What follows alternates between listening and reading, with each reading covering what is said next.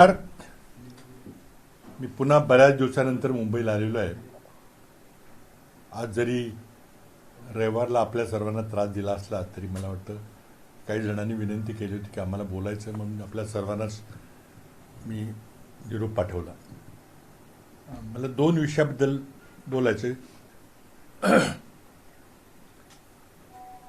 एक, मी परवा दिवशी कोल्हापूरला सतेज पाटलांच्याकडे गेलो होतो. Doctor Padmashri DY. पाटील यांच्या निधनानंतर कुटुंबियांचं सांत्वन करण्याकरता गेलो होतो. त्या ठिकाणी कोल्हापूरच्या वार्ताहरांशी संवाद झाला. त्यामध्ये मी काही वक्तव्य केली होती. त्यांनी जे प्रश्न विचारले ती उत्तरं दिली होती. त्यामध्ये नीट परीक्षेबद्दल आणि 20 जुलैला झालेल्या आंदोलनाबद्दल आणि सरकारने ते आंदोलन दडपण्याबद्दल जे काही केलं त्याबद्दल काही संवाद साधला होता. आणि राहुल गांधींनी संसदेचं अधिवेशन चालू दिलं नाही असा आरोप होता. त्याला उत्तर देताना सांगितलं होतं की संसदेचं अधिवेशन न चालण्यामागचं काम देशाचे दोन्ही मोठे नेते, प्रधानमंत्री आणि गृहमंत्री, या सगळ्या प्रकरणाला जबाबदार आहेत. ते संसदेमध्ये आले नाहीत आणि विचारलेल्या प्रश्नाची उत्तरं दिली नाहीत.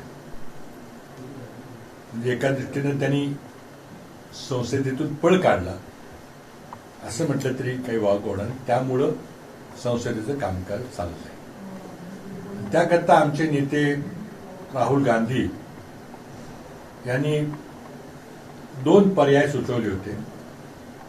गृहमंत्री अमित शहा यांनी संसदेमध्ये येऊन लाठीचार्ज, अश्रुधूर, पॅलेट गनचा वापर करण्याचे आदेश कोणी दिले, हा पहिला प्रश्न होता. कारण आपल्याला माहिती आहे की दिल्लीची कायदा आणि सुव्यवस्था व्यवस्था ही केंद्रीय गृहमंत्र्यांच्याकडे आहे. इतर सर्व राज्यांची कायदा आणि सुव्यवस्था ही घटनात्मक तरतुदीप्रमाणे ही राज्य सरकारच्या गृहमंत्र्यांच्याकडे असते, मुख्यमंत्र्यांच्याकडे असते. पण दिल्लीकरता विशेष तरतूद आहे. दिल्ली राजधानी असल्यामुळं तिथल्या कायदा आणि सुव्यवस्थेची जबाबदारी ही केंद्रीय गृहमंत्र्यांची आहे. त्यामुळं 20 तारखेला आंदोलकांच्यावर, विद्यार्थ्यांच्यावर, मुलांच्यावर अमानुष लाठीचार्ज, अश्रुधूर, पॅलेट गनचा वापर करण्याचे आदेश कोणी दिले. कारण स्टँडर्ड ऑपरेटिंग प्रोसिजर प्रमाणे क्राऊड कंट्रोल करता याचा वापर करायचा नसतो किंवा करायचा असला तर लेखी आदेश द्यावा लागतो. मग तो आदेश गृहमंत्र्यांनी दिला का, त्याचं उत्तर राहुल गांधींनी मागितलं. आणि त्याचं उत्तर असेल की गृहमंत्र्यांनी आदेश दिला नाही, खालच्या अधिकाऱ्यांनी किंवा दिल्लीच्या डीजी किंवा आणखी अधिकाऱ्यांनी हे सगळं केलं. मग गृहमंत्री हे कार्यक्षम आहेत का, त्यांच्या खातं कोण चालवतंय. आणि ते बोलताना मी राहुल गांधींनी जे सांगितलं की he is incompetent and therefore he should resign. एकतर अत्याचार केला आणि अत्याचाराचे आदेश दिले म्हणून राजीनामा दिला पाहिजे, किंवा अत्याचार जर त्याचे आदेश दिले नसतील पॅलेट गनचे तर मग तुम्ही अकार्यक्षम गृहमंत्री आहे म्हणून राजीनामा दिला पाहिजे, अशी राहुल गांधींनी मागणी केली होती. त्याबद्दल मी सांगत असताना इनकॉम्पिटंट, अकार्यक्षम शब्द हा गृहमंत्री पदावर बसण्याकरता लायक आहेत का, ते गृहमंत्री होण्याकरता लायक नाहीत असं मला म्हणायचं होतं. पण लायक नाही त्या शब्दाची उलटपलट झाली आणि चुकून माझ्याकडून एक दुसरा शब्द वापरला गेला. अर्थ तोच होता तो, आणि तो संसदीय शब्द आहे, पण माझ्यासारख्या व्यक्तीने तो वापरायला नको होता. त्याबद्दल मी दिलगिरी व्यक्त केलेली आहे. पुन्हा एकदा दिलगिरी व्यक्त करतो. शब्द वापरायला नको होता, पण माझा जो अर्थ, भावार्थ जो राहुल गांधींचा आहे आणि माझा आहे तो आहे. तुम्ही आदेश दिले का, जबाबदारी स्वीकारा. तुम्ही जाहीर आदेश दिले नसेल तर मग तुमचं खातं कोण चालवते. मग तुम्ही गृहमंत्री पदावर कशा करता बसलाय, हा त्यातला उद्देश होता, पहिला मुद्दा. दुसरा मुद्दा जरा थोडासा क्लिष्ट आहे, तो म्हणजे कराडला आणि सर्व महाराष्ट्रामध्ये स्पेशल इंटेन्सिव्ह रिव्हिजन SIRची मोहीम चाललेली आहे. मतदार याद्यांचं पुनर्पाहणी वगैरे पाहते. आणि त्यामध्ये मी काल पुन्हा कराडला पत्रकार परिषद घेतली. त्याआधी काही दिवसापूर्वी माझ्या जिल्हाध्यक्षांनी जिल्हाधिकाऱ्यांना पत्र दिलं होतं. त्याची माहिती मी आपल्याला सांगतो की 2024च्या विधानसभा निवडणुकीबद्दल मला बोलायचंय. 2024च्या लोकसभेच्या निवडणुकीमध्ये महायुतीचा दारुण पराभव झाल्यानंतर 5च महिन्यामध्ये विधानसभेमध्ये एवढा मोठा फेरफार कसा झाला याचं उदाहरण मी आपल्यासमोर मांडणार आहे. माझ्या मतदारसंघाच्या वरून, माझ्या मतदारसंघामध्ये जेव्हा संगणकांनी माझ्या 2024च्या एकूण मतदार याद्यांची माहिती घेतली, त्यावेळेला माझ्या 3,15,000 मतदानापैकी एकूण 58,000 नावं दक्षिण कराड विधानसभा मतदारसंघातली ही दुबार होती. त्यामध्ये जवळपास 27,000 नावं माझ्या मतदारसंघातच दुबार होती. एका बूथमध्ये नाव असलं तर शेजारच्या शहरामध्ये आहे, तिसऱ्यामध्ये आहे. कराडच्या मंगळवार पेठेत असलं तर शेजारच्या वारुंजीमध्ये आहे, किंवा कराडच्या सोमवार पेठेत असेल तर काल्यामध्ये आहे. अशी माझ्या मतदारसंघातली 28,000 मात्र डुप्लिकेट आहे. माझ्या मतदारसंघाला 5 मतदारसंघ भौगोलिकदृष्ट्या संलग्न आहेत. उत्तर कराड, इस्लामपूर जयंत पाटील, पलूस कडेगाव विश्वजित कदम, पाटण शंभूराज देसाई आणि शिराळा सत्यजित देशमुख. हे 5ही मतदारसंघामध्ये 6, 7, 9 अशी हजार मतं त्या दोन्ही मतदारसंघामध्ये दक्षिण कराड माझ्या मतदारसंघामध्ये समाविष्ट आहे. एकूण 28,000 मतं. म्हणजे माझ्या मतदारसंघातली 27,000च्या जवळपास मतं आणि शेजारच्या 5 मतदारसंघाची जवळजवळ 27-28,000 मतं, असे एकूण 56,000 मतं ही माझ्या विधानसभेमध्ये दुबार मतदान आहेत. आणि त्या मतदारांनी 2दा, 3दा, 5दा, 10दा मतदान केलं असेल तर निवडणुकी प्रभावित होऊ शकते. आणि ही सगळी यादी मी जिल्हाधिकाऱ्यांनी दिलेली आहे. जिल्हाधिकाऱ्यांनी ती स्वीकारलेलं आहे. निवडणुकीपूर्वी आम्ही लेखी निवेदन दिले होते, कारण वेबसाईट काही चालत नव्हती, तिथे काही झालं नाही. ती यादी जशी राहिली आणि लोकांनी दुबार मतदान केलं. आता कोणी कोणी दुबार मतदान केलं ते मला माहित नाही, ते निवडणूक आयोगाकडे माहिती आहे.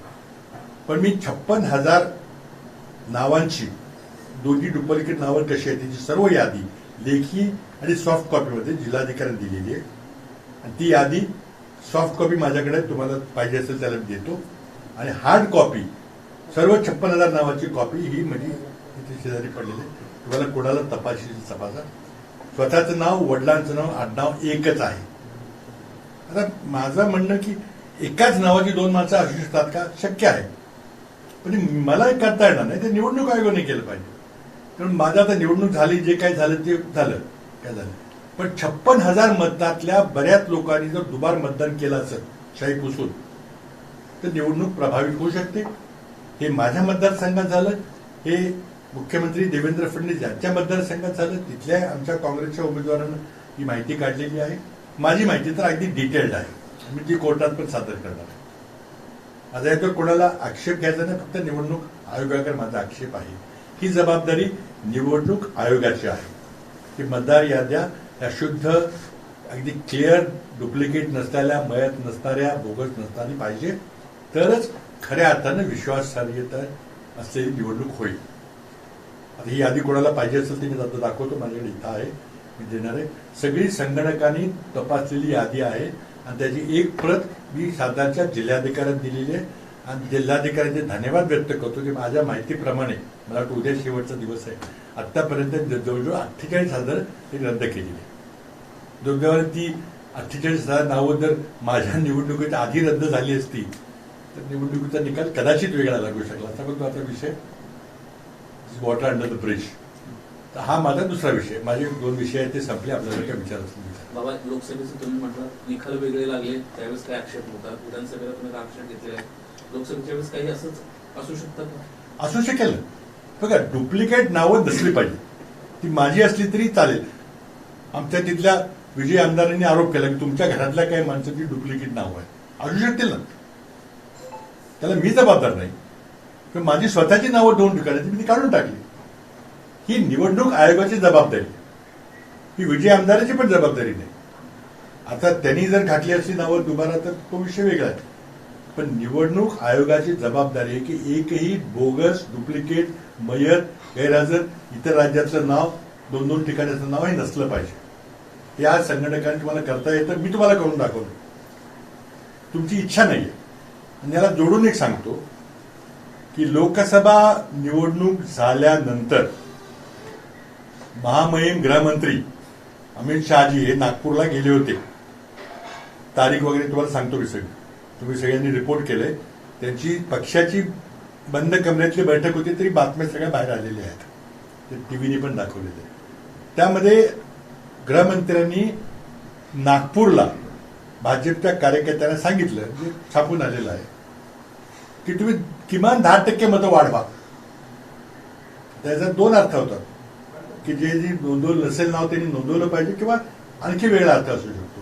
आता लोकसभेनंतर 5 महिन्यामध्ये विधानसभेला ही मीटिंग कधी झाली? लोकसभेनंतर झाली. लोकसभेनंतर विधानसभेमध्ये 5 महिन्यामध्ये 10% मतं कशी वाढतील? आपल्या देशाच्या जनगणनेप्रमाणे देशाची लोकसंख्या दरवर्षी सरासरी 0.9% वाढते. 5 महिन्यामध्ये अर्धा टक्का वाढला असेल. 10% आणि 10% वाढवली गेली. अधिकाऱ्यांना सांगितलं गेलं की कोणी नाव नोंदवायला आलं तर त्याला काही प्रश्न विचारायचे नाही. आपल्या राष्ट्रीय नागरिकत्वाच्या कायद्याप्रमाणे, घटनेप्रमाणे देशातल्या कुठल्याही नागरिकाला कुठेही मतदान करायचा पवित्र अधिकार आहे. पण त्याचं मूळ नाव दुसरीकडे असेल तर त्यांनी रद्द केलं पाहिजे. एकाच ठिकाणी नव्हतं येत. पण इथं मल्टिपल नावं गेली, ते माझा आरोप आहे. एका मतदारसंघामध्ये माझ्या मतदारसंघामध्ये एका नावाची 15 ठिकाणी नावं आहेत. 15, 14, 13, 11, 12, 10 एकूण 41 जणांची नावं 48,000 ठिकाणी आहेत. ही जबाबदारी कोणाची? आणि असं करून तुम्ही, आणि सगळ्यांनी दुबारा मतदान केलेलं आम्हाला माहितीये, हात पुसून. माझा मतदारसंघ खूप कॉम्पॅक्ट आहे. तासाभरात तुम्हाला कुठल्याही कोपऱ्यात जाता येईल. शेजारचे मतदारसंघात एक 5 मिनिटात तुम्हाला इस्लामपूर मतदारसंघातून कराड मतदारसंघामध्ये येत आहेत. तिथं साखर कारखाना आहे, तो हद्दीवर आहे. कामगार इस्लामपूरचे आहेत, ते कराडला काम करतात. त्यांची नावं सगळी राहतात ते इस्लामपूरला. त्या मतदारसंघात नावं इथं नोंदवलेली आहेत, तिथेही नोंदवलेली आहेत. असे प्रकार झालेले. मी या सर्व याद्या माझ्या सहकार्याने दिलेल्या आहेत की तुम्ही तुमच्या मतदारसंघातून तपासा की काय केलेलं आहे. माझ्या मतदारसंघातली माहिती तुम्हाला मी सादर केलेली आहे. त्याबद्दलचे जे पत्र मी निवडणूक आयोगाला दिले त्याची प्रत मी व्हॉट्सअपवर तुम्हाला टाकतो.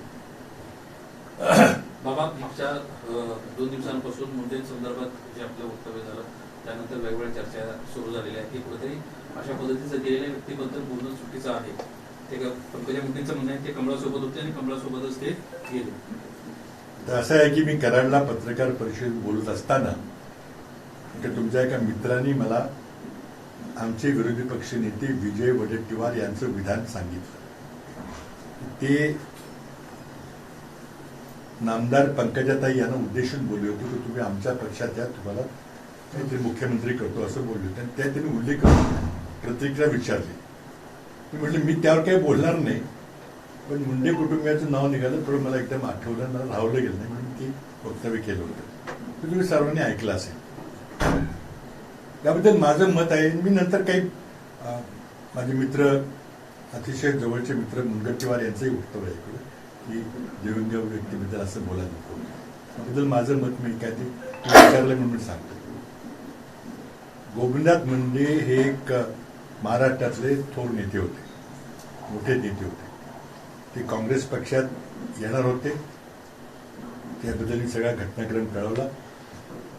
माझा विश्वास आहे की जर सगळं काही योग्य झालं असलं आणि गोपीनाथजी मुंडे काँग्रेस पक्षामध्ये आले असते तर आम्ही 2014ची निवडणूक हारलो नसतो. गोपीनाथ मुंडे हे मास लीडर होते आणि त्यांच्याबद्दल फक्त दिवंगत नेते म्हणू नका, त्यांचा इतिहास लिहिला गेला पाहिजे. नव्या पिढीला त्यांच्यापासून प्रेरणा मिळाली पाहिजे. इतिहास आपण लिहितो तेव्हा सगळं काही लिहितो असेल ते, त्यातली एक घटना आहे. आणि त्याचबरोबर मी आणखी सांगतो की 2014ला आमचं सरकार निवडून आलं असतं, आमचे सहकारी मित्रपक्ष एनसीपीचे लोक होते, त्यांनी मला काही मुख्यमंत्री होऊ दिलं नसतं. त्यांनी भ्रष्टाचाराच्या विरुद्ध काही मोहीम काढली होती, त्यांना ती आवडली नाही. आम्ही पृथ्वीराज चव्हाण चालणार असे आमचे सहकारी म्हटले असते कदाचित त्यावेळेला, मला माहित नाही, आम्ही निवडून आलो असतो तर. आणि त्यावेळेला मी स्वतः काँग्रेस श्रेष्ठींच्याकडे गोपीनाथजी मुंडे यांचं नाव सुचवलं असतं. आणि इतका तो सक्षम नेता होता. त्यांच्याबद्दल माझ्या मनात अत्यंत आदर होता. आणि आमची एकमेकाची मित्र मी मिळू शकणार नाही, पण खूप आम्ही एकमेकाला भेटत होतो. आणि त्या आदरातून मी ती घटना घडली की दुःख मला होत आहे की माझी चूक झाली थोडीशी त्यांना घेण्यामध्ये, आणि त्यामुळे त्यांचंही खूप राजकीय नुकसान झालं. त्याबद्दल त्यांची दिलगिरी तर मी व्यक्त केलेली आहे त्यावेळेला. पण माझी गोपीनाथ मुंडेंच्याबद्दल फक्त आदराची भावना आहे. ते एक ऐतिहासिक नेते होते, त्यांचा इतिहास लिहिला गेला पाहिजे आणि तो इतिहास युवा पिढीला मिळाला पाहिजे. ते नेहमीला मला नेहमी म्हणायचे, नागपूरचे दोघं मला काही निवडून देऊ देणार, कोण मला माहित नाही, आणि म्हणून म्हटले मला मंत्री व्हायचे. आणि दुर्दैवानं त्यांच्या पक्षामध्ये त्यांना योग्य ते स्थान मिळालं नाही. खरं म्हणजे मुंडे साहेब सिनियर होते, उपमुख्यमंत्री होते, त्यांना मुख्यमंत्री पद मिळालं पाहिजे होतं, पण तो त्यांच्या पक्षाचा विषय माझा नाही.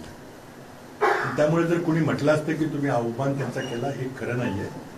माझ्या मनामध्ये त्यांच्याबद्दल अत्यंत आदरपूर्ण भावना आहे. एक महत्वाची आणखी एक गोष्ट अशी, एका नेत्यानं बोलताना देखील म्हटलं तर सोनिया गांधींचा त्याला होकार होता, तर मग मनमोहन सिंग त्यांना रोखणारे कोण, तेवढी क्षमता त्यांच्याकडे होती का? आता प्रश्न असा आहे की संसदीय परंपरेपणे एखाद्या व्यक्तीला पक्षप्रवेश द्यायचा असेल तो पक्षाध्यक्ष ठरवतात, आणि एखाद्या व्यक्तीला मंत्री करायचं असेल ते प्रधानमंत्री किंवा मुख्यमंत्री ठरवतात. हे परंपरा आहे.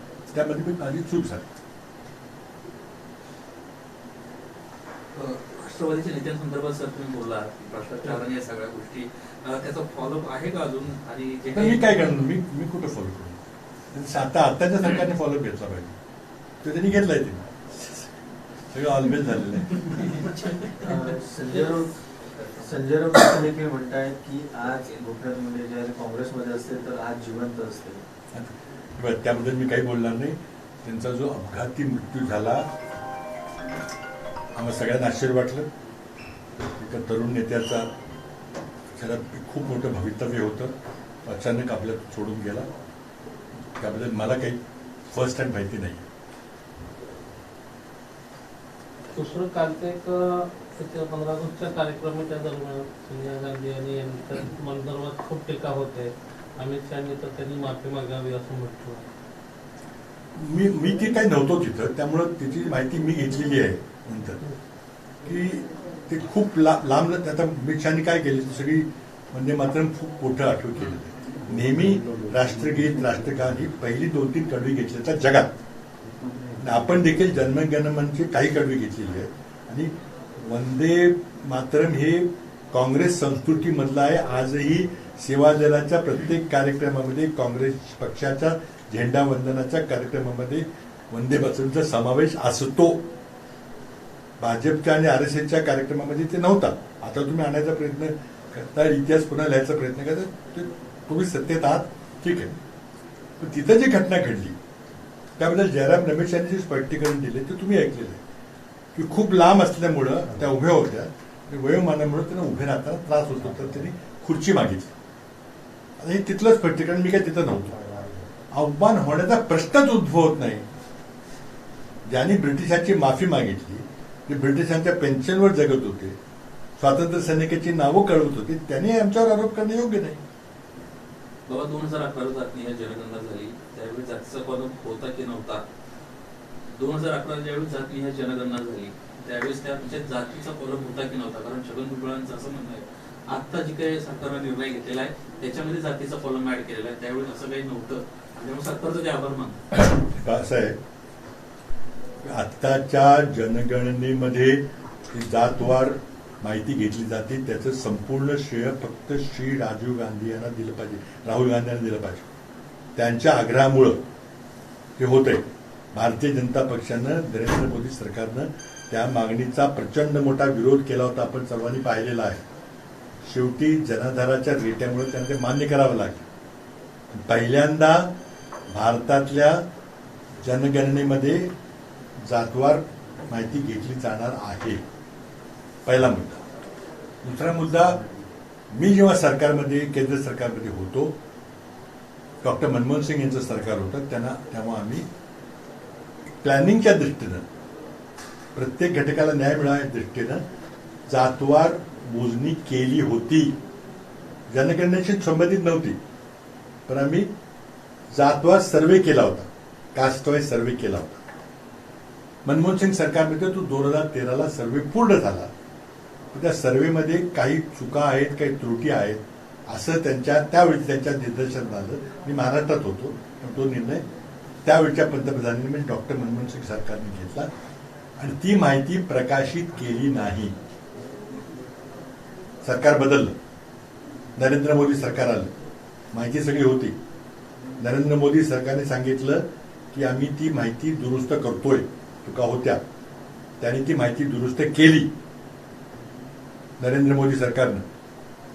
पण त्यांनीही ती यादी जाहीर केली नाही. म्हणजे एक अद्भुत गोष्ट अशी आहे की नरेंद्र मोदी सरकार आणि मनमोहन सिंग सरकारचं एक पण झालंय बाबतीमध्ये. का झालं तर मनमोहन सिंगजी तर आपल्यात नाहीत. नरेंद्र मोदीने विचारलं तुम्ही का जाहीर केलं नाही. आणि आत्ता जी जनगणना होती, तर नव्यानं होतीये, ती जनगणनेबरोबर कास्टवार सेन्सस होणार आहे. त्याचं संपूर्ण श्रेय राहुल गांधींच्या आंदोलनात मिळलं. जयकुमार गोरेंना तर खऱ्या अर्थानं संधी त्या काळी तुम्ही दिली असेल तर ते आपलं नाव त्यामध्ये प्रामुख्याने पुढे येतं. काही पक्ष महाराष्ट्रातले प्रमुख चेहरे आपल्यामुळे पुढे आले होते. सध्या ते मंत्री आहेत आणि त्यांची मागच्या 2-3 वर्षातली या पद्धतीची भाषा, खास करून अश्लील भाषा नेत्यांबद्दल ज्या पद्धतीने ते वापरत आहेत, याकडे कसं पाहतात? नो कॉमेंट्स आहे. काय प्रत्येकाबद्दल बोललं पाहिजे काय?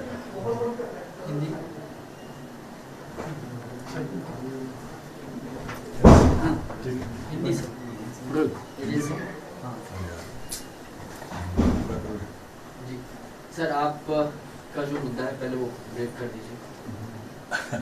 अच्छा, पहला मुद्दा तो ये है कि मैंने कराड़ में कल वार्ता परिषद ली थी. आप जानते हैं कि राज्य में SIR का कार्यक्रम चल रहा है, जो मतदाता सूचियां हैं उसका शुद्धिकरण करने का, उसके बोगस नाम हटाने का चल रहा है. अच्छे पहले कर रहे हैं, लेकिन वो काम सही होना चाहिए, मेरी मंशा है.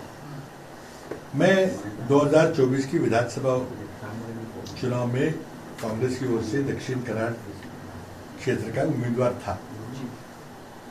चुनाव के समय हमने अधिकारियों से शिकायत की थी कि कई सारे नाम डुप्लीकेट है मेरी कॉन्स्टिट्यूंसी. पूरी लिस्ट कंप्यूटर से निकाल के हमने सबमिट की थी, लेकिन आखिरी क्षण तक नए नए नाम ऐड होते जा रहे थे ऑनलाइन. और हमें ऑब्जेक्शन लेने की सुविधा नहीं थी. प्रोसेस वॉज फॉल्टी, बहुत गलत था. तो हमने कई पत्र लिखे 24 अगस्त को, 9 सितंबर को, जो मैं पूरी उसकी जानकारी, जो मैंने खत लिखा है हमारे जिलाधिकारी को, उसकी मैं कॉपी आपको दूंगा. कुछ नहीं हुआ, सारे के सारे नाम उसमें रह गए. अब चुनाव हुआ, SIR की प्रक्रिया होने वाली है, हम कुछ कोर्ट में गए, तो मैंने मेरे चुनाव क्षेत्र के 3,15,000 जो मेरे मतदाता है उनकी कंप्यूटराइज एनालिसिस किया, बहुत डिटेल्ड कंप्यूटर एनालिसिस किया. और मुझे यह दिखा कि मेरे 3,15,000 वोटर्स 2024 की विधानसभा की मतदाता सूची के अनुसार, उसमें से 21,000 वोटरों के नाम 48,000 जगह लिखे गए. 21,000 लोगों के नाम 48,000 जगह. मैं लेटर आपको दूंगा व्हाट्सएप पर. और वो नाम, खुद का नाम, पिताजी का नाम और सरनेम, तीनों नाम एग्जैक्ट कंप्यूटर से मैच होने वाले नाम है. मेरे क्षेत्र में ही 21,000 लोगों के नाम 48 जगह है. कई लोगों के 2 बार, कई के 3 बार, कई के 4, 5, 6, 10 बार. एक आदमी के नाम 15 जगह है, एग्जैक्टली सेम नहीं. तो पूरी सूची मैंने छाप के दी है जिलाधिकारी को, और वो सूची आपके सामने मैंने यहाँ रखी है। आप चाहिए तो आप देख सकते हैं, सॉफ्ट कॉपी भी अवेलेबल है, हार्ड कॉपी मेरे पास है। फिर मैंने जब देखा कि बहुत ज्यादा नाम लिख रहे हैं तो मैंने एक और एक्सरसाइज की। मेरे चुनाव क्षेत्र से भौगोलिक दृष्टया संलग्न 5 क्षेत्र है। इस्लामपुर जयंत पाटिल जी, पलूस काड़ेगांव डॉक्टर विश्वजीत कदम, उत्तर कराड़ माजी सहकार मंत्री बालासाहेब पाटिल, इस्लामपुर जयंत पाटिल, पाटन हमारे मंत्री शंभूराज देसाई, और शिराड़ा में सत्यजीत देशमुख। ये 5 विधानसभा क्षेत्र मेरे विधानसभा क्षेत्र जुड़े हुए हैं। उन्हीं सूचियों को लेकर मैंने अपनी सूची से तुलना की तो हर एक सूची में 5,000, 6,000, 9,000 नाम कॉमन निकले।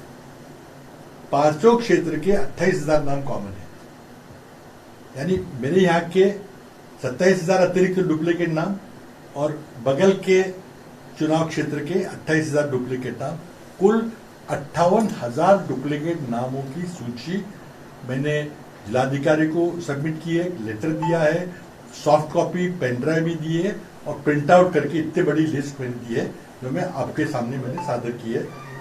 आपको भी सॉफ्ट कॉपी चाहिए तो सॉफ्ट कॉपी, हार्ड कॉपी चाहिए तो हार्ड कॉपी में आपको भी दे रहा हूं। मेरी गुजारिश ये है कि यह चुनाव आयोग की जिम्मेदारी है कि मतदाता सूची बिल्कुल प्योर हो, पवित्र हो, करेक्ट हो, उसमें डुप्लीकेशन ना हो, बोगस वोटिंग ना हो, डेट ना हो, कहीं और के नाम हो।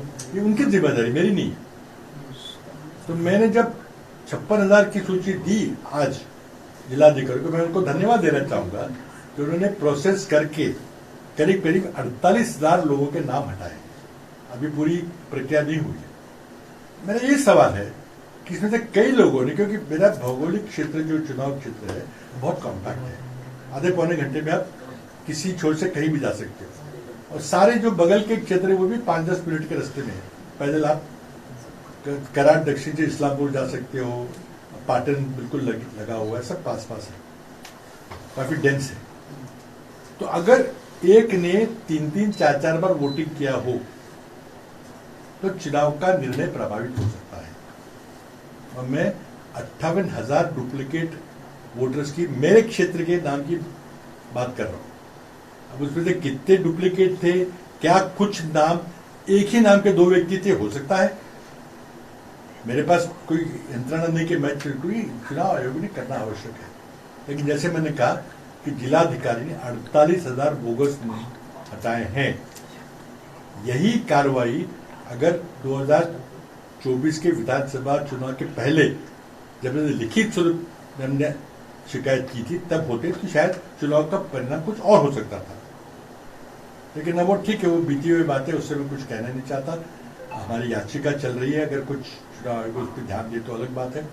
लेकिन चुनाव आयोग की जिम्मेदारी कि कितने लोगों ने डुप्लीकेट वोटिंग किया है और कितने लोगों के बाय चांस वही नाम है, तीनों नाम जो बिल्कुल मैच करते हो सकता है, मना नहीं कर रहा।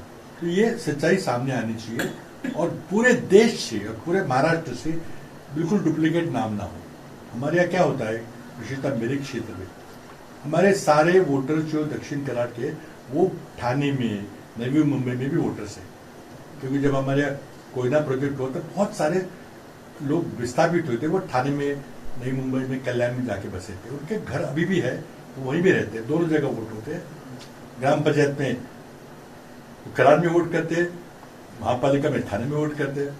ये गलत है, लेकिन जिम्मेदारी ये चुनाव आयोग की है। अगर पेट्रोल कंपनियां, ऑयल कंपनियां, आप अगर गैस कनेक्शन के लिए अर्जी देते हो तो नाम लेते हैं, केवाईसी कराते हैं, तीनों कंपनियां जोड़ते हैं, देश में कहीं भी आपके पास अगर गैस कनेक्शन है तो आपको यहां नहीं मिलेगा। उनके पास यंत्रणा है, आपको नहीं कर सकते, आपकी इच्छा नहीं है। और इसके लिए मैंने एक तर्क दिया था कि लोकसभा चुनाव में बुरी तरह से हार होने के बाद भाजपा नेतृत्व हड़बड़ाया था और उसी दौरान लोकसभा के बाद में महामहिम गृह मंत्री अमित शाह जी नागपुर गए थे। उन्होंने भाजपा के कार्यकर्ताओं से एक बंद कमरे में मीटिंग की थी, जिसकी खबरें आपने छापी है सब लोगों की। उन्होंने उस समय कहा था, लोकसभा चुनाव के बाद में मीटिंग हुई थी, मैं तारीख बता दूंगा, और कहा था कि आप 10% वोटर बढ़ाइए, ओपनली कहा। अब दो बात है कि लोकसभा के बाद 5 महीने में विधानसभा चुनाव हुए, हमारी आबादी में हर साल 0.9% की आबादी बढ़ती है, जो हमारे आज के डेमोग्राफिक आंकड़े हैं। 5 महीने में आधा % बढ़ा होगा, आप 10% की बात कर रहे हैं। तो हुआ क्या, 10% बढ़ाए गए, डुप्लीकेट नाम का। सारे आरएसएस के कार्यकर्ताओं ने 3-3, 4-4, 5-5, 10-10, 15-15 बार अपने नाम लिखाए और चुनाव प्रक्रिया में चुनाव अफसर को किसी को मना नहीं किया। देखिए, भारतीय चुनाव प्रक्रिया के अनुसार, चुनाव कानून के अनुसार, अपने संविधान के अनुसार भारत के किसी भी नागरिक को कहीं भी वोट करने का पूरा बुनियादी अधिकार है, लेकिन वो 2 जगह नहीं कर सकता। अगर आप सबूत दीजिए कि मैं मलबाल में रहता हूं, आप करिए जरूर, अब चाहे कहीं पैदा हो, बिहार में पैदा हो, यूपी में पैदा हो, तमिलनाडु में पैदा हो, लेकिन 2 जगह नहीं कर सकते। यहाँ तो 15-15 जगह नाम लिखे गए। तो ये एक लोकसभा चुनाव हारने के बाद की रणनीति थी, जिसका भाजपा को फायदा मिला। अब ठीक है, हम कुछ नहीं कर सकते, विपक्ष में ना हमें वोटर लिस्ट दी जाती है एक्सेल फॉर्म में जो हम कंप्यूटर से जांच कर सके, हमें पीडीएफ में दी जाती है जिसके जांच करना बहुत मुश्किल होता है, उसको कन्वर्ट करना पड़ता है। अगर पीडीएफ की इलेक्शन सूची दे दी तो उसकी फोटो नहीं होती, हम कैसे जांच करें कि डुप्लीकेट है कि नहीं। अब जो कुछ प्रक्रिया चल रही है, मैं समझता हूं कि हमारे जिलाधिकारी ने काफी कुछ अच्छा काम किया है। हमारी मांग यही है कि चुनाव आयोग जग जाए और प्योर इलेक्शन हो, और ये इस तरह से फर्जी चुनाव ना हो, इसकी कोशिश करें। मैंने अपने क्षेत्र का आपको उदाहरण दिया है, बाकी का पता नहीं। मैंने सुना कि ऐसी हरकतें हमारे विद्यमान मुख्यमंत्री जी के क्षेत्र में भी हुई थी। स्वर्गीय गोपीनाथ मुंडे को लेकर आपका जो स्टेटमेंट था सर बीते दिनों, उसको लेकर उनकी जो बेटी हैं और मौजूदा सरकार में मंत्री हैं, उनका ये कहना है कि उनके पिताजी जो हैं हमेशा से जो है वो बीजेपी के थे, और जो कांग्रेस वाली बात है उनको सिरे से खारिज किया जा रहा है। क्या सर वो कॉन्टेक्स्ट का बताना चाहेंगे? तो मैंने कल बताया था। देखिए, कल क्या हुआ, कराड़ में जब अपने मित्रों से बात कर रहा था, तब एक आपके मित्र ने पूछा कि कांग्रेस के नेता विपक्ष विजय वडेट्टीवार जी ने कोई बयान दिया है कि पंकजा ताई अगर कांग्रेस में आए तो शायद वो मुख्यमंत्री बन सकती है। इस तरह का कोई बयान था, मैंने सुना नहीं। जब मेरे से पूछा गया तो मैंने कहा मैं क्या बताऊंगा इसके बारे में, लेकिन कुछ यादें ताज़ा हो गई और फिर मैं रह नहीं सका कि मैंने ये बात बताई, क्योंकि पहले भी मैंने 2-3 बार कह चुका हूँ।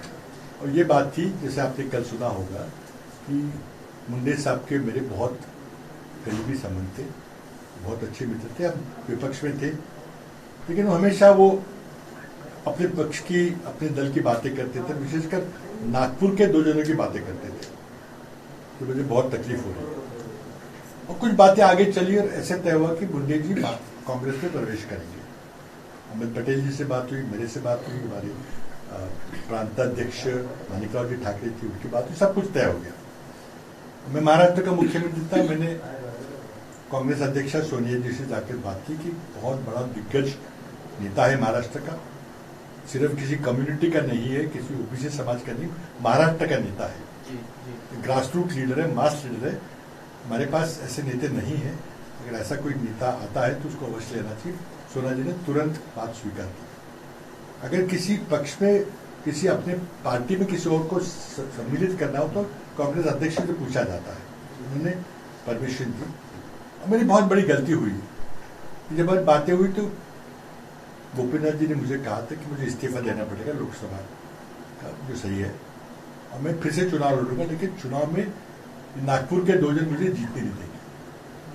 अब नागपुर के 2 जन मैंने जानता किसका उल्लेख कर रहे थे वो, तो इसलिए मुझे मंत्री बनना जरूरी है। लेकिन ठीक है, कोई मुश्किल नहीं उसमें। अब बहुत बड़े नेता है, उस समय मुंडे जी भारतीय जनता पक्ष के लोकसभा में डेप्यूटी लीडर थे, बहुत बड़े उहदे पे थे। तो मैंने उनका कहा, देखिए कैबिनेट नहीं, लेकिन राज्य मंत्री बनकर आपको स्वतंत्र प्रभार देना कोई मुश्किल नहीं होगा। अब मेरी गलती हुई कि मैंने मनमोहन जी सिंह जी का माफ नहीं, ये बहुत बड़ी मेरे पॉलिटिकल लाइफ की बहुत बड़ी गलती थी, मानता हूँ। मुंडे जी आए, मैं गए, गुप्त रूप से मैं होटल में रुका, आप लोग सब पीछे लगे थे क्या हो रहा है, तो महाराष्ट्र सदन में रुकना संभव नहीं था। सब कुछ बात हुई, अगले दिन सोनिया जी से मिलके प्रेस कॉन्फ्रेंस करने की बात हुई, उसके पहले डॉक्टर मनमोहन सिंह जी में मिलने गया, उन्होंने कहा ये ऐसे हो रहा है। मनमोहन सिंह जी मेरे पे एकदम बौखलाया था, तुमने मेरे मंत्रिमंडल में किसी को मंत्री बनाने की सिफारिश कैसे की, मेरे बिना पूछे। ये बिल्कुल सही था। और उन्होंने ये कहा कि देखो गोपीनाथ जी मुंडे भारतीय जनता पार्टी के वरिष्ठ नेता है, पार्टी के डेप्यूटी लीडर है, उनको अगर मैं पार्टी छोड़कर अपनी पार्टी लेने के लिए कोई रिश्वत देता हूं मंत्री के रूप में, तो मैं ये नहीं कबूल करूंगा। ये बिल्कुल सही था, मेरी बहुत बड़ी गलती थी कि मैंने पहले प्रधानमंत्री से पूछना चाहिए था, मेरी भूल हो गई। फिर आगे बात बढ़ी नहीं, और मैंने गोपीनाथ जी से आके बताया उनको थोड़ा सा अड़चन है, अगर आप मंत्री पद का इंसिस्ट ना करें तो हो सकता है, लेकिन नहीं स्वीकार किया। मेरे दिल में गोपीनाथ जी के बारे में बहुत ज्यादा आदर है। मैं समझता हूँ कि वो मास लीडर थे, कोई समाज के नेता नहीं थे, और उनको उनके पार्टी ने न्याय नहीं दिया, वो अलग बात है, उनकी पार्टी का सवाल है। लेकिन आगे जाकर ये भी मैं बता सकता कि अगर मुंडे जी कांग्रेस पार्टी में आते तो कांग्रेस पार्टी 2024 का चुनाव नहीं हारती। उस समय हमारा एक साझा सरकार थी, गठबंधन सरकार थी, हम 2024 का चुनाव जीतते 2014 का। और जैसे कि आप जानते हैं, मेरे संबंध जो एनसीपी के साथ थे, मैंने कुछ कदम उठाए थे, जो सिंचन के बारे में हो, चाहे कोऑपरेटिव, जो राष्ट्र के हित में थे, देश के हित में थे। भ्रष्टाचार विरोधी कार्रवाई मैंने की थी, जो उन्हें शायद अच्छी नहीं लगी, तो शायद मेरे नाम को वो शायद स्वीकृति ना देते 2014 में। उस केस में मेरे पश्चात मैं स्वयं महाराष्ट्र के कांग्रेस के मुख्यमंत्री के रूप में गोपीनाथ जी मुंडे का नाम अपने आला कमान से पेश करता। ये अगर मगर की बातें सब बीतते गई है। जहां तक कि मेरे मित्र मुनगंटीवार जी का सवाल है, उन्होंने कुछ कहा था कि दिवंगत व्यक्ति के बारे में ऐसे नहीं कहना चाहिए। देखिए, गोपीनाथ जी मुंडे कोई साधारण व्यक्ति नहीं थे, कि राष्ट्र नेता थे। नेता का इतिहास हम लिखते हैं, और नेता का इतिहास ये युवा पीढ़ी के सामने आना जरूरी है। और इसी भावना से मैंने उनके बारे में ये असलियत बताई जो हुई थी, मेरे सामने घटना घटी थी, इतिहास का भाग है। मैं सोचता हूँ कि हर एक राष्ट्रनेता को अपना इतिहास, अपनी डायरी लिखना चाहिए। मैं नहीं लिखता, दुर्भाग्य से लिखना चाहिए था। और ये क्योंकि नेक्स्ट पीढ़ी को, युवा पीढ़ी को इतिहास के बारे में जानकारी होना आवश्यक है। उसी भावना से मैंने कहा था। पंकजा के बारे में मैं कुछ नहीं कहूँगा, उस समय वो नहीं थी, तो मेरी शुभकामनाएं हैं। और फिर से मैं दोहराऊंगा कि गोपीनाथ जी मुंडे के बारे में मेरे मन में बहुत ही आदर है। लेकिन जो घटनाएं घटी उसमें मैं जिम्मेदार था, मैं आपके ये कहा। क्या आपको भी लगता है कि अगर वो कांग्रेस में आ जाते तो उनकी जान बच सकती थी? मैं इसके बारे में कुछ नहीं कहूँगा, तो कोई दुर्घटना घटी उसके बाद मुझे कोई पहले डायरेक्ट कोई जानकारी नहीं, लेकिन बहुत देश का बड़ा नुकसान। प्रधानमंत्री ने कल संबोधन किया, और अपने संबोधन के दौरान जो मुख्य बातें कही उसमें सर ये बातें थी कि हम तो महिलाओं को आरक्षण देना चाहते थे, लेकिन विपक्ष के द्वारा जो षड्यंत्र रचा गया उसके तहत महिलाओं को आरक्षण नहीं मिला। पहला। दूसरा ये सर, ये क्या करते जी, देखिए, प्रधानमंत्री जैसे बड़े पद पे, संवैधानिक पद पे व्यक्ति से इतने झूठ बोलने की अपेक्षा नहीं। सारा सब झूठ बोलने की कोशिश कर रहे हैं, लेकिन वो चले गए। महिला आरक्षण कांग्रेस लाई थी, राजीव गांधी की कल्पना थी, जो नरसिम्हा राव ने पूरी की दिल्ली में, जो लोकल बॉडीज ने 33% आरक्षण दिया था। मैंने महाराष्ट्र के मुख्य होते समय हमने महिलाओं का आरक्षण 33% से बढ़ाकर 50% किया था। हमारे मन में महिलाओं के बारे में हम नहीं चाहते, इससे झूठ, सफेद झूठ कोई नहीं हो सकता। देखिए, आपको अगर महिलाओं का आरक्षण देना है तो हमने महिला आरक्षण विधेयक हाल ही में पारित किया है। लेकिन आप ही ने उसमें 2023 के बाद वाली जनगणना का उल्लेख किया है, हमने थोड़ी किया है। आप उसमें कानून संशोधन करके तुरंत करा दीजिए, कौन आपको रोकता है? लेकिन महिला आरक्षण का परिसीमन विधेयक से जोड़िए मत, ये धोखाधड़ी है। परिसीमन विधेयक अपनी जगह अलग विधेयक है, उसे पारित करने के लिए 2/3 बहुमत की आवश्यकता है, जो आपके पास आज नहीं है। आप जोड़ तोड़ करके इकट्ठा कर रहे हैं। अगर एक बार आपको 2/3 बहुमत दोनों सदनों में मिला तो आप कोई भी संविधान संशोधन कर सकते हैं, संविधान को तोड़ मरोड़ कर सकते हैं। आपकी असली मंशा एक तो नॉर्थ इंडियन स्टेट्स की मोनोपोली प्रस्तावित करना है। देखिए, की मैटर परिसीमन विधेयक में आप किस जनगणना का आधार रखेंगे? अगर 2071 की जनगणना को फ्रीज करेंगे तभी दक्षिण के राज्यों को न्याय मिलेगा। अगर आप तारीख बदलते हैं, 2011 2027 करते हैं, तो दक्षिण के राज्यों पे अन्याय होगा। और उसके पीछे आड़े आप महिला आरक्षण के कृपा करके नाम मत लीजिए।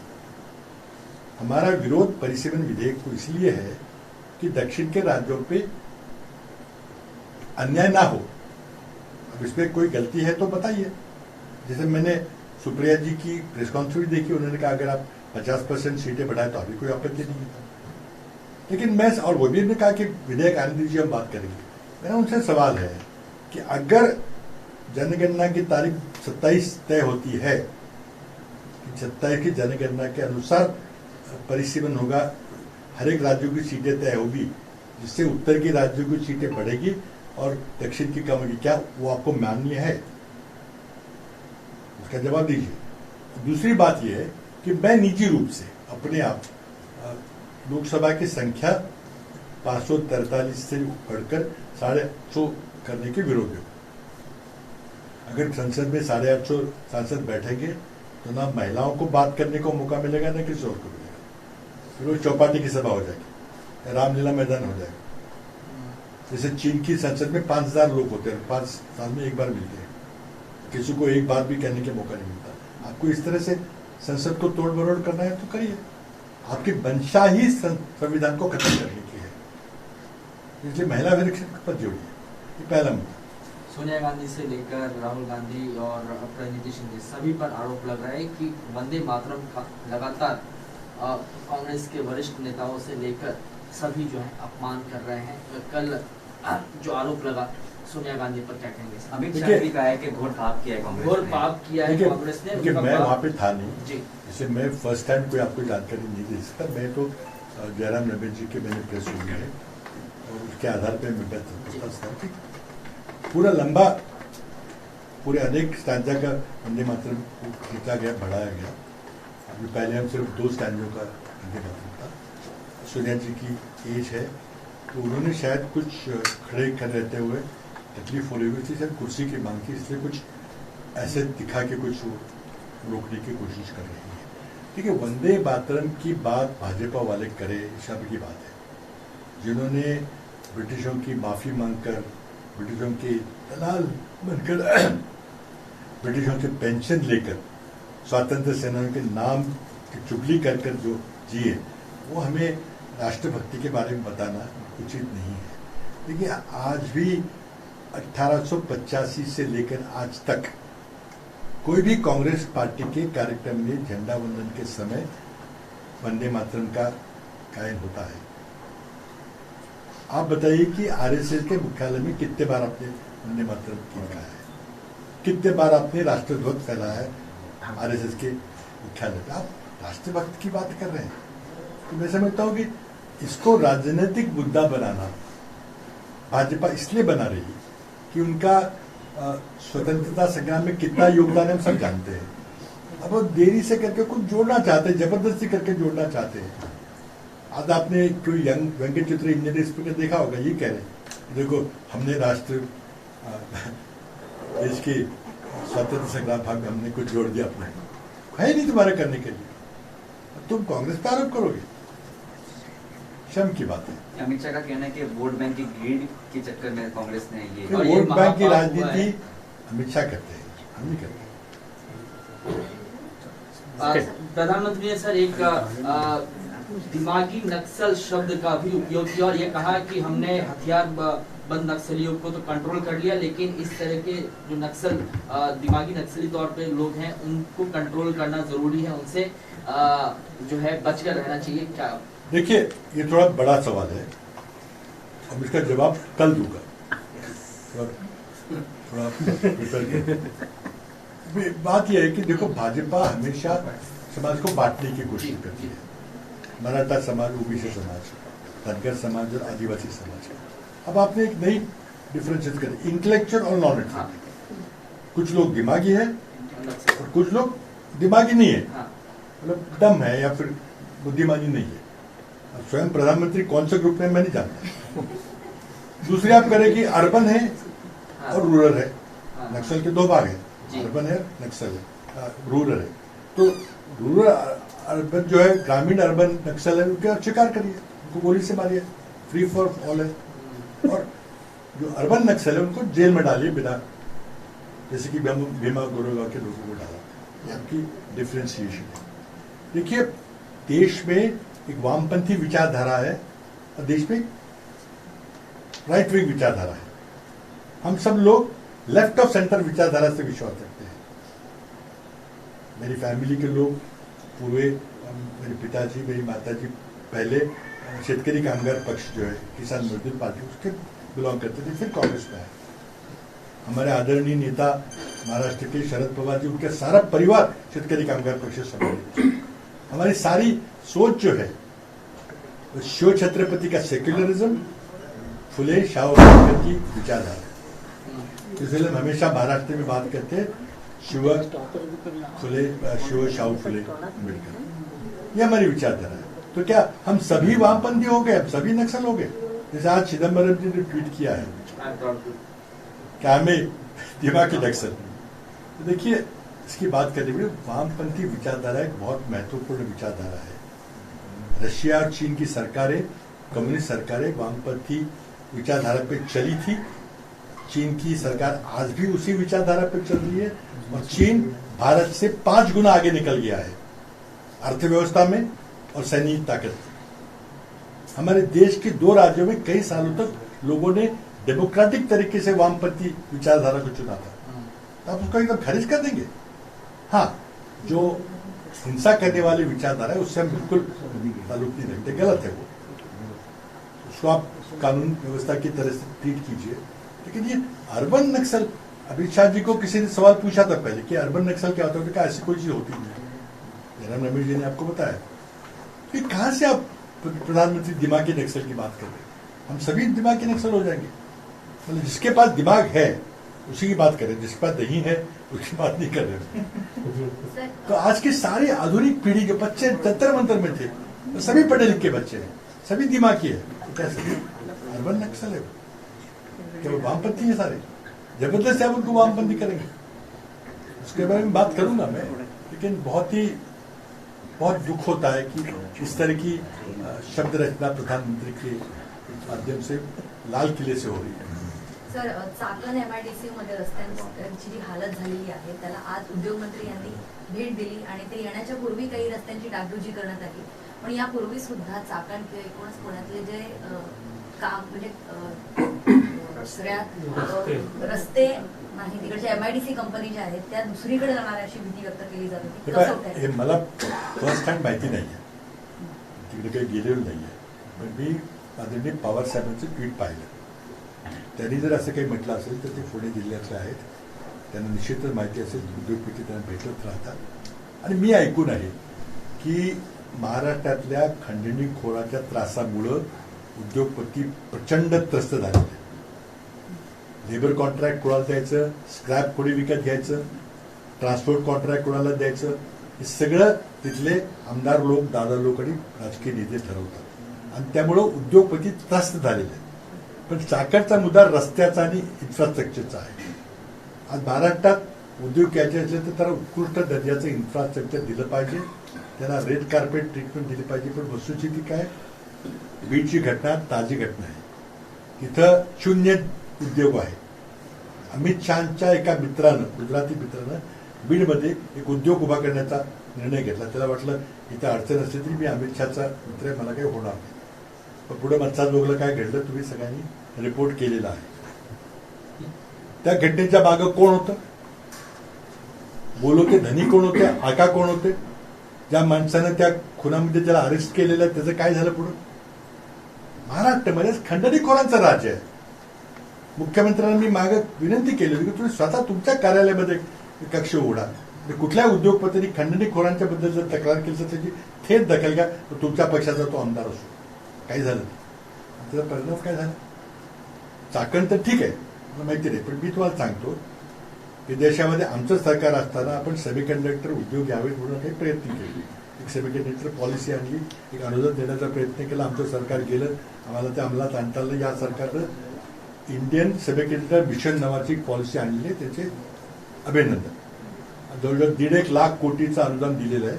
आणि त्या योजनेखातर ISM-1 इंडियन सेमीकंडक्टर मिशन खाली 12 सेमीकंडक्टर उद्योग आलेले. ते सनराइज उद्योग आहे. ज्या सेमीकंडक्टर उद्योगाशिवाय आज AI किंवा काही चालू शकणार नाही. आपल्या देशात एकही सेमीकंडक्टर उद्योग आतापर्यंत नव्हता. त्याला कोण जबाबदार आहे, गोळी गोष्ट आहे. आता मोदी सरकारने अनुदान देऊन 12 उद्योगांना आणलेलं आहे. कुठल्या राज्यात आले ते, महाराष्ट्रात एकतरी उद्योग आलाय का.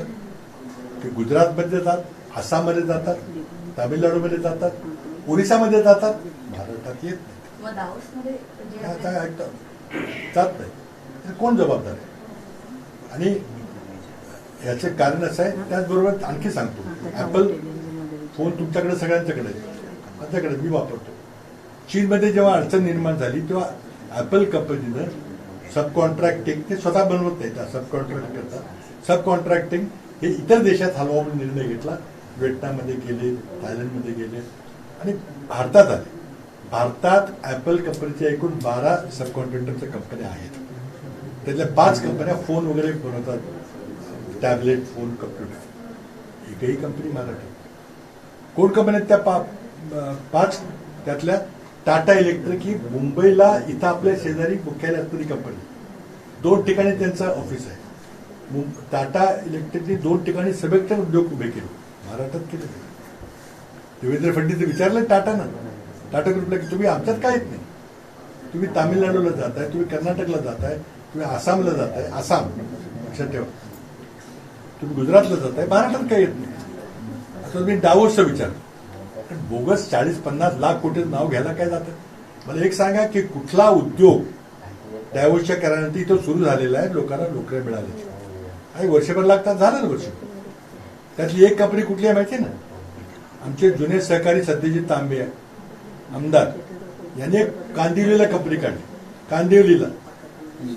आणि त्या कंपनीबरोबर डायव्हर्स जाऊला काहीतरी 4,000 की 40,000 कोटीचा करार केला. इथे का आलं नाही, ते पुढे काय झालं मला माहित नाही. असे बोगस करार करून सांगताय तुम्ही आधी खंडणी खोरांना आवर घाला. मला उद्योगपती सांगता मी की आज तामिळनाडू आपल्या पुढे गेला आहे, गुजरात जोरात वेगाने पुढे चाललाय, UP पुढे चाललेलं आहे. तिथं डिफेन्स कॉरिडॉर विकत आहे, तिथं सगळे आधुनिक उद्योग जात आहेत. तेलंगणा, आंध्र, कर्नाटक, महाराष्ट्रात येत नाही. मी त्यांना विचारतो की असं का होतंय, ते बोलताना घाबरतात. सगळे उद्योगपती आमच्याशी बोलायला घाबरतात. पूर्वी बोलत होते, आम्हाला बोलत होते की तुमचे काय मत आहेत सरकारबद्दल. आता बिलकुल बोलायला सुद्धा घाबरतात. कारण कोणीतरी बघेल, कोणीतरी सांगेल जाऊन की हा त्याला भेटायला गेला म्हणून. ते कधी कधी बोलतात, लग्नात वगैरे कधी भेटतात. काय आहे की प्रत्येक राज्यामध्ये सिंगल विंडो क्लिअरच आहे, लगेच तुमचे प्रोजेक्ट क्लिअर होतात. महाराष्ट्रात म्हणजे 3 सिंगल विंडो, तेव्हा 3 दारं पुजल्याशिवाय काही निर्णय घेता येत दावोसच्या ह्याच्यामुळे सत्यजित तांबे आमदार झाले. नाही, ते आधी आमदार झाले, नंतर गेले. आमदार नसते तर कदाचित त्याला नावाला निर्णय असते. मला काय माहित नाही.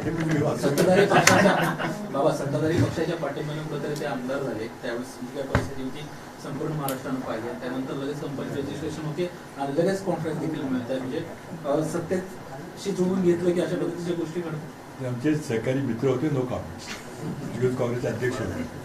आवादा कंपनीचा तुम्ही उल्लेख केला बीडीच्या प्रकरणाचा. कुठले? बीडीच्या प्रकरणाचा उल्लेख केला. खरं तर आवादा कंपनीचा तो सगळा विषय होता. त्यानंतर मस्ताजोग मध्ये जे झालं ते संपूर्ण महाराष्ट्रानं देशानं पाहिलं. यातली महत्वाची बाब अशी की तो मुख्य आरोपी आहे तो सध्या बीडच्या जेलमध्ये आहे. अनेक दिवसांपासून त्याला शिक्षा का होत नाही? पत्रव्यवहार करतायत. त्यांना नागपूरला शिफ्ट करा. त्यांना बघा, सगळ्या शिफ्ट करायचा प्रश्न नाही. तुम्ही आता नीट बद्दल कायदा केला, फास्ट ट्रॅक कोर्ट, 2 महिन्यात शिक्षा झाली. त्याला का तुम्हाला देता येते शिक्षा? खून झाला का नाही? कोणीतरी केला ना, कोण तू आरोपी आहे, त्याला शिक्षा होणार आहे का? अरे कशी होईल? त्या आका तिथे बसलेले तुझे, तुम्हाला मांडीला मांडी लावून. मुख्यमंत्री दबाव कधी होईल? मुख्यमंत्री दबाव कधी? मुख्यमंत्री स्वतः मुख्यमंत्री आहेत, ते गृहमंत्री आहेत, ते कायदा मंत्री आहेत. नीट परीक्षेचा गोंधळ म्हणजे कोण सूत्रधार होते, ते कुठले कोचिंग क्लास होते, कुठले पेपर सेटर होते, मला माहिती आहे. मुख्यमंत्र्यांच्या नाकाखाली हे सगळं घडतंय. आणि आता चर्चा अशी आहे की मुख्यमंत्र्यांना दिलेलं शिक्षण मंत्री करणार. आम्हाला मान्य नाही ते. तुमचं अंतर्गत राजकारण काय असो, आम्हाला काय करायचं, कुणाची कुणाला पंख कापायचे ते बघा तुमचं तुम्ही. पण मी एक ट्विट केलं होतं, त्याची माहिती सांगतो की उद्याचा शिक्षण मंत्री कोण होणार हा नरेंद्र मोदी सरकारच्या उर्वरित 3-3.5 वर्षाचा अत्यंत महत्वाचा निर्णय असेल. जे काही घडलेलं आहे, कॉक्रेज आंदोलन, युवकांचं आंदोलन, पार्लमेंटचा गदारोळ, आत्ता जी व्यवस्था आहे, प्रल्हाद जोशी या माणसाकडे जी खाते दिलेली आहे त्याकडे मुळातच 3 खाते. म्हणजे भाजपकडे टॅलेंटच नाही. एका माणसाकडे 3-3 खाती काढणे चुकी जाईल. सगळी महत्वाची खाते किंवा असं जाहीर करा की दुय्यम दर्जाचं खातं आहे, कुछ कमी खातं आहे, त्यामुळं 2-3 खाते एकाला चालतंय. ठीक आहे, आमची काय हरकत आहे, तुमचं सरकार आहे. पण तुम्ही आता 4थं शिक्षण खाते त्या माणसाकडे दिले. त्यामुळे टेम्पररी व्यवस्था आहे. आम्हाला माहिती आहे की संसदेच्या अधिवेशनाकडून तात्पुरती व्यवस्था. आता पुढे वेळ व्यवस्था कधी करणार? मी म्हटल्याप्रमाणे शिक्षण मंत्री कोणत्यावर अत्यंत महत्वाचा निर्णय आहे. शिक्षण मंत्री असं राष्ट्रीय व्यक्तिमत्व असलं पाहिजे, त्याचा युवकांनी आदर केला पाहिजे, जो युवकांशी बरोबरीच्या नात्याने संवाद साधू शकेल, ज्याकडून परीक्षा व्यवस्था दुरुस्त होईल अशी युवकांना खात्री वाटेल, आणि जो सरकारची भांडून शिक्षणाकरता बजेट वाढवून घेईल असा शिक्षण मंत्री पाहिजे. असा एकही व्यक्ती मला भाजपच्या विद्यमान मंत्रिमंडळामध्ये दिसत नाही. म्हणून मी त्या ठिकाणी म्हटलं होतं तुम्हाला बाहेरून आणावं लागेल. बाहेरून म्हणजे एखादा शिक्षण तज्ज्ञ, एखादा माजी सनदी अधिकारी, कॉर्पोरेट सेक्टरमधला. आता शिक्षण तज्ज्ञाची अडचण अशी आहे की सगळे कुलगुरू संघाच्या विचाराची सुमार दर्जाची माणसं पडलेली आहेत. तिथला मला एक काही दिसत नाही. सगळे विश्वविद्यालयाचं वाटोळ व्हायला लागले. त्यामुळे आता कोणाला नेमणार? वाढतोय आम्ही. मोदींनी तर तिथल्या तिथं आदला बदल्या केले. आम्ही ऐकलं निर्मला सीतारामन होणार म्हणून, ज्यांनी अर्थ खात्याचं वाटोळ केलं, देशाची अर्थव्यवस्था मिळवली. त्यांच्या हातात जर शिक्षणाचा आता बोऱ्या वाजवायला द्यायचं असेल तर द्या तुम्ही. बघा विद्यार्थी काय म्हणतात ते बघा.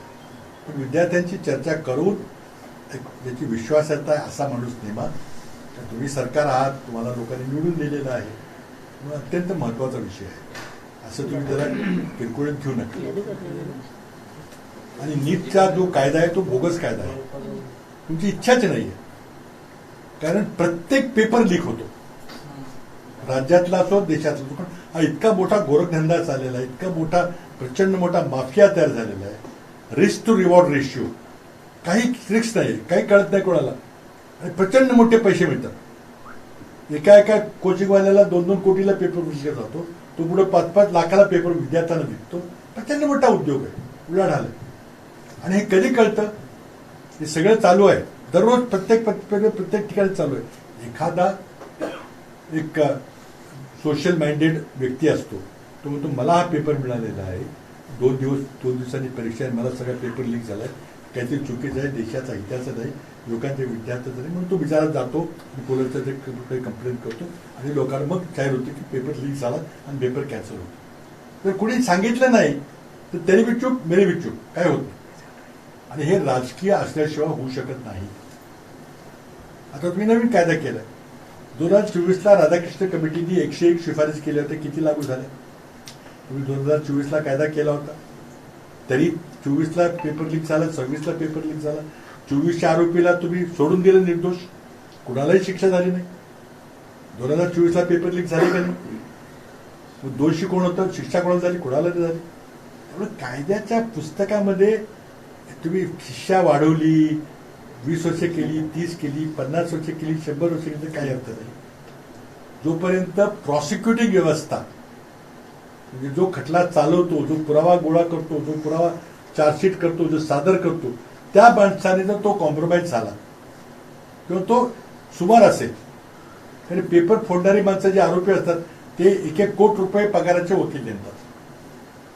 दिल्लीचे वकील मोठे मोठे आहेत, आमचे मित्र आहेत बरेच, आणि त्याच्यासमोर 1 लाख रुपये पगाराचा सामान्य माणूस 10 खटले चालू देतला, हा पण खटला चालू. न्यायालयापुढं, न्यायाधीशापुढे तुम्ही पुरावे सादर केले किंवा चुकीचा जर पत्रिका चार्जशीट मांडली तर त्याला शिक्षा होणार नाही. तर खरे प्रूफ ऑफ द पुढिंग की त्या माणसाला शिक्षा होते का नाही, फास्ट ट्रॅक करून 2 वर्णी सांगून त्याला काही उपयोग होणार, यातूनही काही निष्पन्न होणार. म्हणून परीक्षा व्यवस्थेमध्ये आमूलाग्र बदल करणं आवश्यक आहे. तर निलेकनी यांची समिती नेमली, ती काय करते बघूया. पण शिक्षण मंत्री कोण होणार आहे अत्यंत महत्वाचा निर्णय नरेंद्र मोदी सरकार घेईल.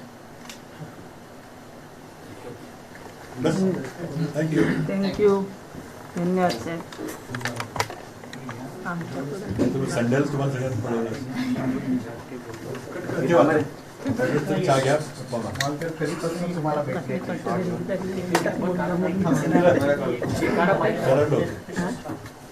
आता यादी दाखव जरा, एक यादी आणून दाखव, तात्पुरती सॅम्पल देतो.